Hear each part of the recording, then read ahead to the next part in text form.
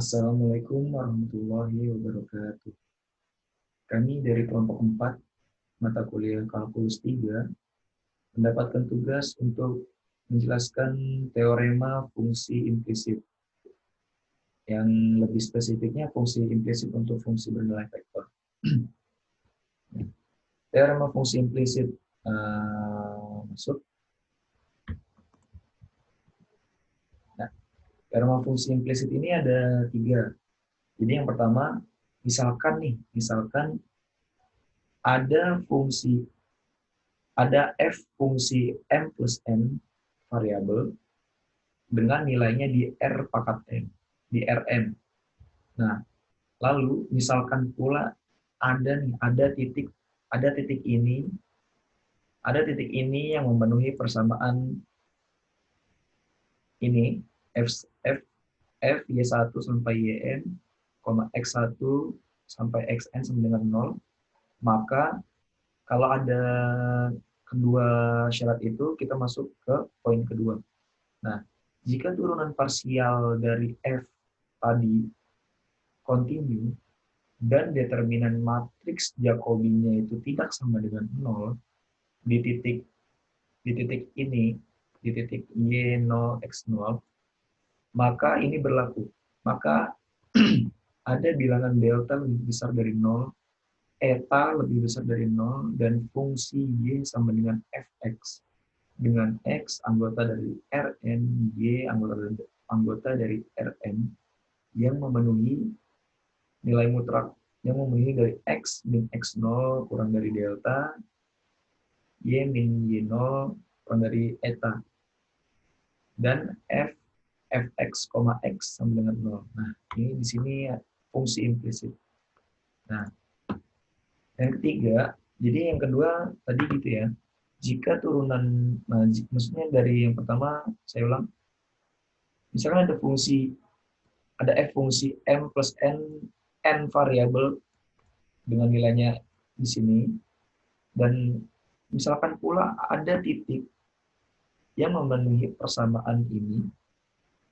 Nah, jika turunan parsial dari f kontinu, f tadi, dan determinan matriks Jacobinya tidak sama dengan 0, maka ini terpenuhi.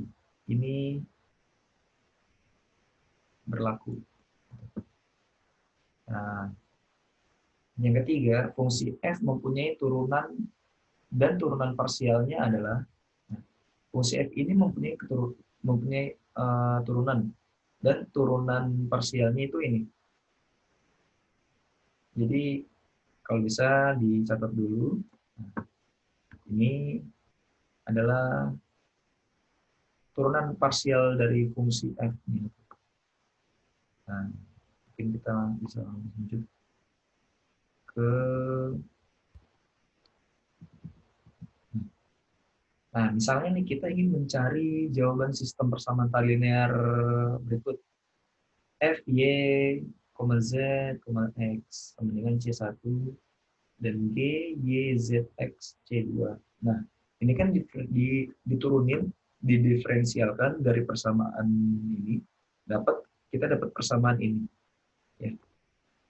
Nah, kita dapat persamaan ini, lanjut.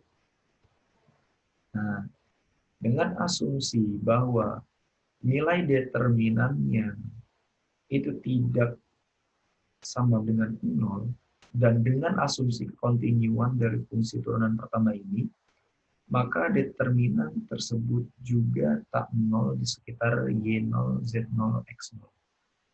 Nah, oleh karena itu, sistem persamaan linear tadi kita bisa tuliskan sebagai berikut. Ya. Nah, lanjut. Nah, selanjutnya, setelah itu kita pakai aturan Cramer untuk mencari dy dan dz di sini. Dan setelah itu kita bisa dapat dy per dx dan dz per dx di sini. Nah, kalau masih ada yang lupa atau nggak ingat tentang aturan Cramer, bisa dibaca-baca lagi di banyak sumber, Google banyak atau apa. dicari lagi aturan Cramer itu apa gitu ya. Nah, kita bisa dapat DY dan DZ-nya. Begitu juga setelah dapat DY dan DZ-nya, kita bisa dapat DY per DX dan DZ per DX-nya. Nah, lanjut. Nah, dengan do FG per do UV sama dengan determinan dari FU, FV, GU, GV. Nah, perumusan lambang di atas itu seperti ini. Perumusannya. Ya, lanjut. Nah, misalkan do FG per do ZU itu tidak sama dengan 0 di titik Z0, U0, X0, Y0. Nah, kalau tidak sama dengan 0 di titik ini, kita dapat menyelesaikan sistem persamaan lokal dengan Z, X, Y, dan U, X, Y. Untuk itu kita harus menghitung do Z per do X sama do Z per do Y-nya. Nah, untuk mendapatkan do Z per do X dan do Z per do Y-nya ini, pakai menggunakan yang sudah saya jelaskan sebelumnya tadi. Gitu. Mungkin sampai sini dulu, sampai sini saja penjelasan dari kami. Untuk jelasnya mungkin bisa dilihat, bisa dibaca makalah yang kami buat di situ. Insya Allah lumayan lengkap gitu. Jadi atau bagi teman-teman yang kurang paham tentang teorema fungsi implisit ini bisa langsung menghubungi salah satu dari anggota kami, anggota kelompok 4 di kelas kalkulus 3 ya.